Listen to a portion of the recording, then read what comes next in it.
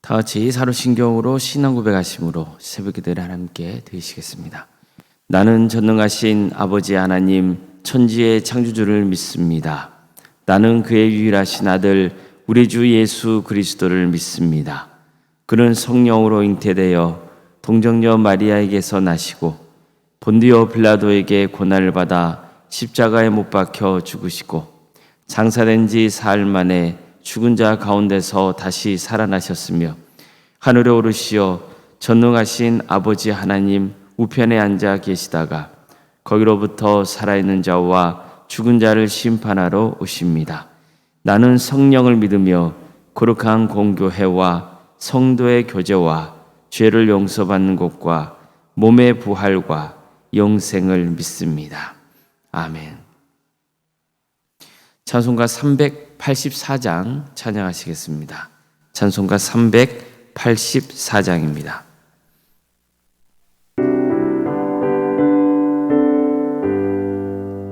나의 갈 길 다가도록 예수 인도하시니 내 주 안에 있는 공율 어찌 의심하리요. 믿음으로 사는 자는 하늘 위로 받겠네. 무슨 일을 만나든지 만사 형통하리라.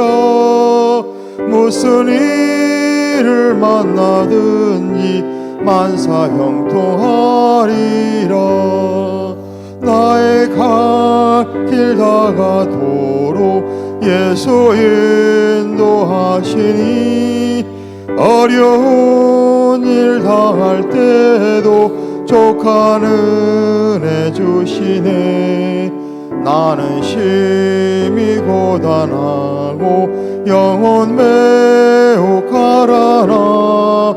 나의 앞에 반석에서 샘물 나게 하시네. 나의 앞에 반석에서 샘물 나게 하시네. 나의 갈 길 다가도록 예수 인도하시니 그의 사랑 어찌 큰지 말로 할 수 없도다. 성령 감화 받은 영혼 하늘나라 갈 때에 영영 부를 나의 찬송 예수 인도하셨네. 영영 부를 나의 찬송 예수 인도하셨네. 아멘. 하나님의 말씀 함께 보겠습니다. 출애굽기 22장 21절에서 27절까지 말씀입니다. 출애굽기 22장 21절에서 27절 말씀입니다.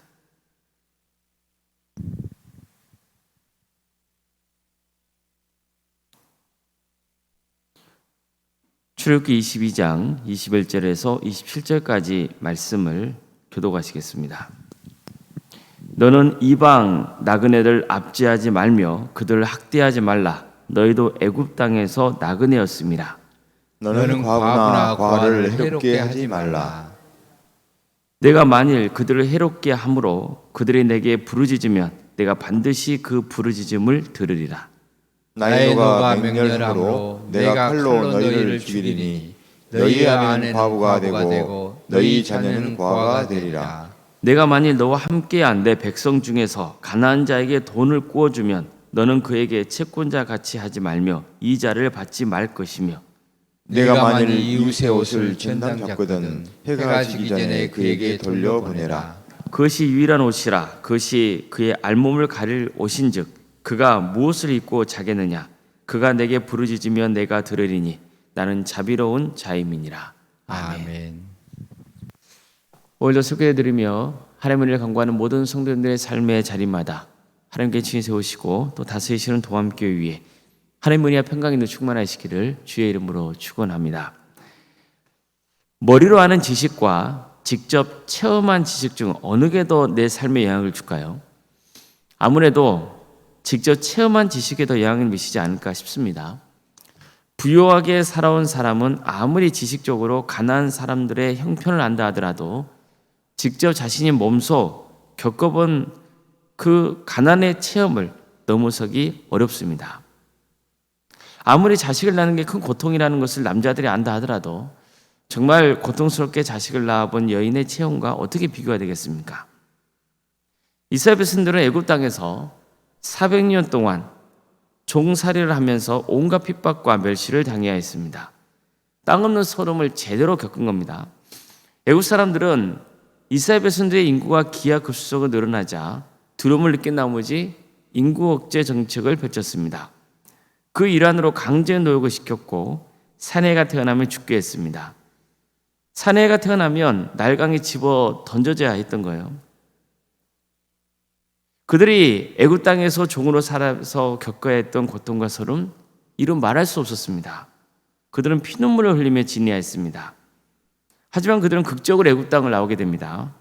구원의 은혜를 누린 겁니다. 누구 덕분입니까? 하나님입니다. 하나님께서 친히 애굽을 심판하시고 이스라엘을 구원하셨습니다. 하나님이 베푸신 구원의 은혜로 이제 자유인이 된 겁니다. 더구나 그들은 이제 가나안 땅으로 갈 수 있게 됩니다. 하나님께서 친히 그들 인도해 주시는 거죠. 그 땅은 그들의 조상 아브라함 때부터 하나님께서 주시겠다고 약속하신 땅이었습니다. 땅 없는 서름을 딛고 이제 자기 땅에서 집을 짓고 땅을 일구고 가축을 키우고 결혼도 하고 자식도 낳고 살 수 있다는 소망을 갖게 된 겁니다. 하나님께서는 그들을 광야길로 이끄십니다. 하나님은 그들을 광야로 이끄시면서 이제 가나안 땅에 들어가기 전에 광야 시내산에서 하나님의 백성을 지켜야 할 십계명과 또 여러 법규를 가르쳐 주십니다. 그들이 가나안 땅에 들어가면서 겪을 수 있는 여러 현실적인 문제를 전하면서 그들 앞에서 어떤 조치를 취해야 되는지, 어떻게 살아가야 되는지 구체적으로 가르쳐 주신 겁니다. 그 과정에서 하나님은 이렇게 말씀하십니다. 너는 이방 나그네를 압제하지 말며 그들을 학대하지 말라. 너희로 애굽 땅에서 나그네였음이니라. 이처럼 하나님은 이방 나그네를 압제하거나 학대하지 말라고 명하십니다. 그런데 보세요. 그 이유가 뭔가요? 너희도 과거에는 나그네였다는 거예요. 너희는 애굽 땅에서 나그네의 서름을 겪어봤잖아. 그 삶이 얼마나 고통스러운지 너무나 잘 알고 있잖아. 누구보다도 나그네의 서름을 잘 알고 있지 않니? 그러니 이방 나그네를 압제하거나 학대하지 마. 이렇게 말씀하신 거예요. 이런 경고의 말씀 나십니다. 너는 과부나 고아를 해롭게 하지 말라. 내가 만일 그들을 해롭게 함으로 그들이 내게 부르짖으면 내가 반드시 그 부르짖음을 들으리라. 나는 너가 맹렬함으로 내가 칼로 너희를 죽이리니 너의 아내는 과부가 되고 너의 자녀는 고아가 되리라. 보십시오. 정말 무서운 경고의 말씀이죠. 여기서 고아와 과부는 나그네와 함께 세상에서 가장 힘없는 사회적인 약자를 대표하는 사람들이었습니다. 이들은 모두 누군가의 도움 없이는 살 수 없다는 공통점이 있죠. 이런 사람들을 해롭게 하지 말라는 거예요. 만일 누구든지 과부나 고아를 해롭게 해서 그들이 하나님께 호소한다면 그 호소를 들으시고 그들을 괴롭힌 자를 심판하겠다고 경고하셨습니다. 너희가 고아와 과부를 학대했기 때문에 너희 가족도 고아와 과부로 만들겠다는 무서운 경고의 말씀도 주신 겁니다. 이처럼 하나님은 특별히 사회적인 약자에 대해 깊은 관심을 가지고 계십니다. 이와 관련해서 하나님은 계속해서 말씀하십니다. 내가 만일 너와 함께한 내 백성 중에서 가난한 자에게 돈을 구워주면 너는 그에게 채권자 같이 하지 말며 이자를 받지 말 것이며 내가 만일 이웃의 옷을 전당 잡거든 해가 지기 전에 그에게 돌려보내라. 그것이 유일한 옷이라. 그것이 그의 알몸을 가릴 것인즉 그가 무엇을 입고 자겠느냐.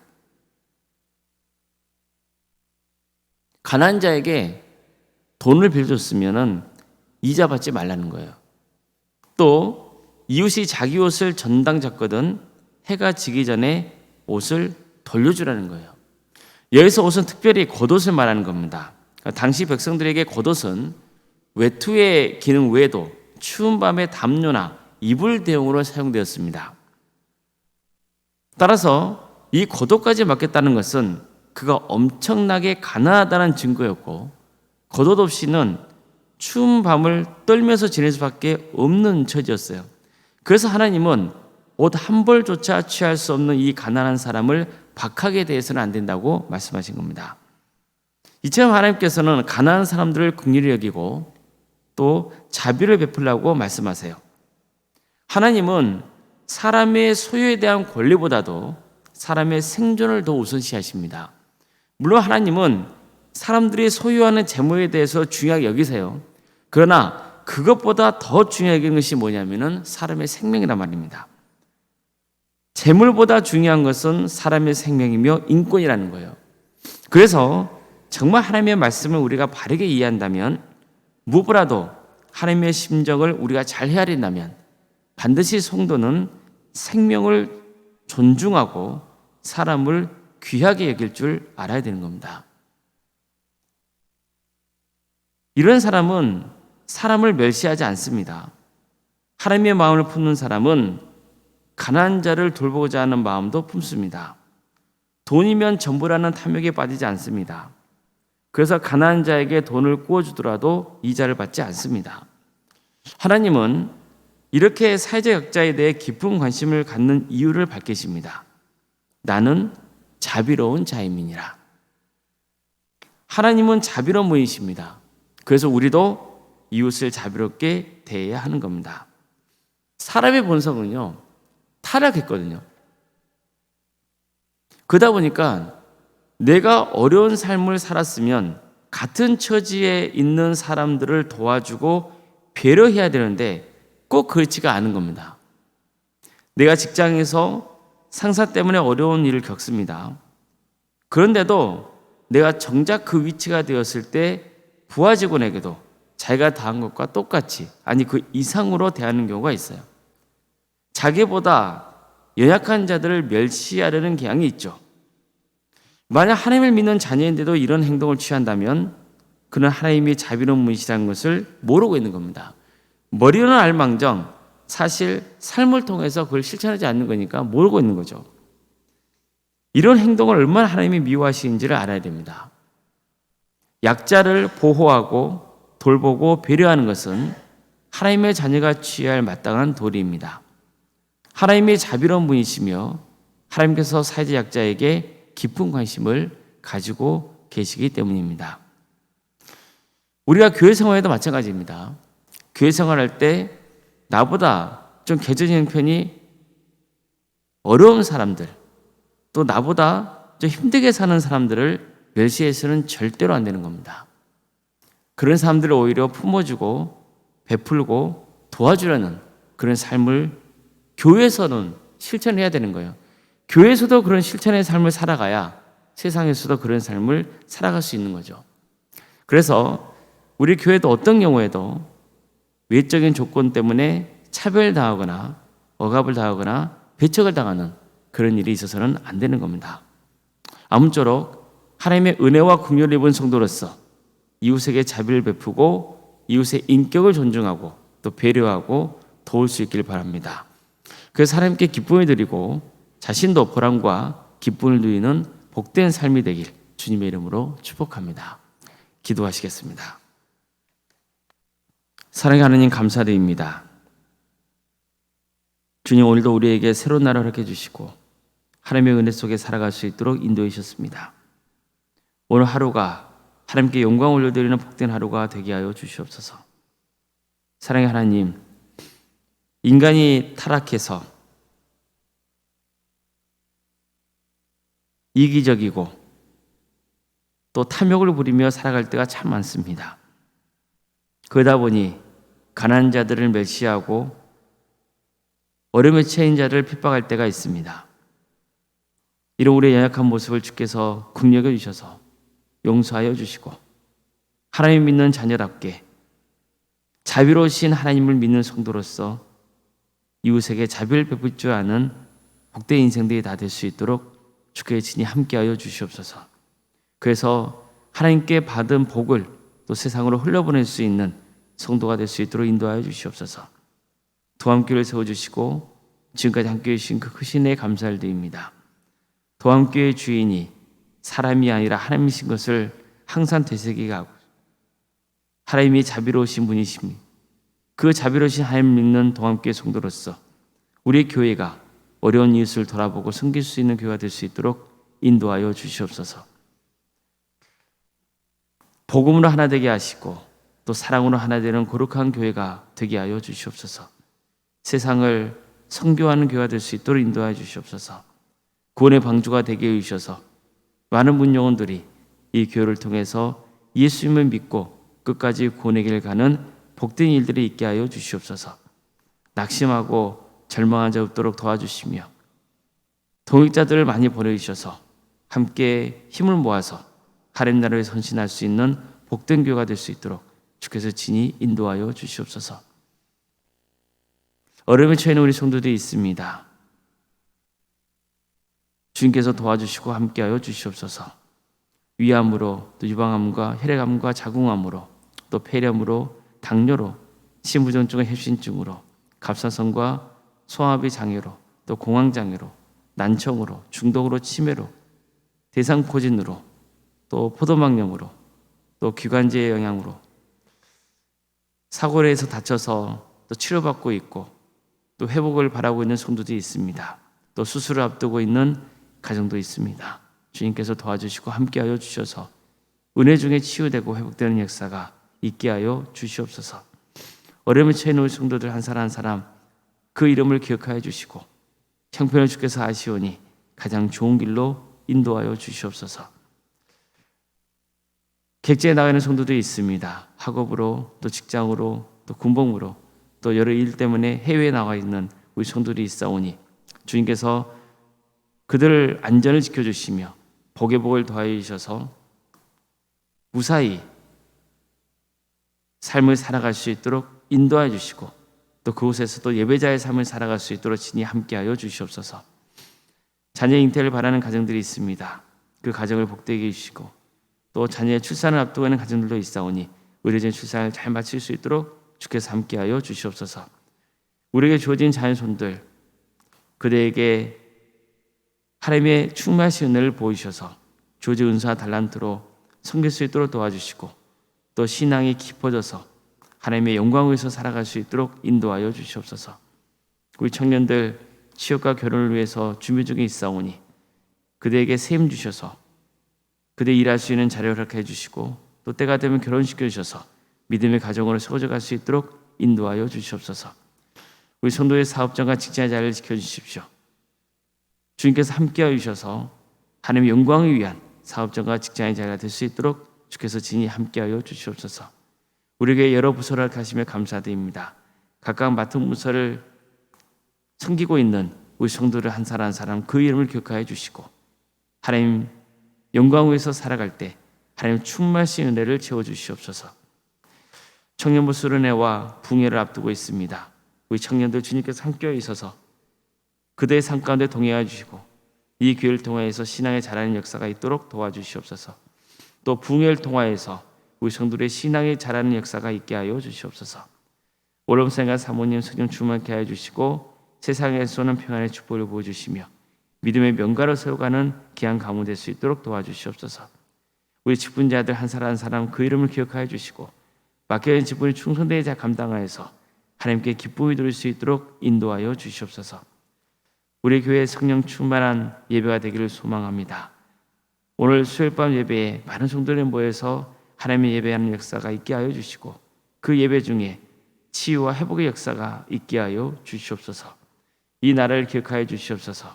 하나님의 공의와 정의가 바로 세워지는 나라 될 수 있도록 도와주시고 북한 동포들을 주님께서 하루속히 해방시켜 주시며 그 땅에 많은 교회가 세워지는 역사가 있게 하여 주시옵소서. 하나님 나라를 선신하고 있는 목회자들과 선교사들을 주께서 기억하여 주시고 그들의 헌신을 통하여서 많은 영혼들이 주님께로 돌아오는 역사가 있게 하여 주시옵소서. 거룩하신 예수님의 이름으로 기도드리옵나이다. 아멘. 하늘에 계신 우리 아버지, 아버지의 이름을 거룩하게 하시며 아버지의 나라가 오게 하시며 아버지의 뜻이 하늘에서와 같이 땅에서도 이루어지게 하소서. 오늘 우리에게 일용할 양식을 주시고 우리가 우리에게 잘못한 사람을 용서하여 준 것 같이 우리 죄를 용서하여 주시고 우리를 시험에 빠지지 않게 하시고 악에서 구하소서. 나라와 권능과 영광이 영원히 아버지의 것입니다. 아멘. 각자 기도하시겠습니다.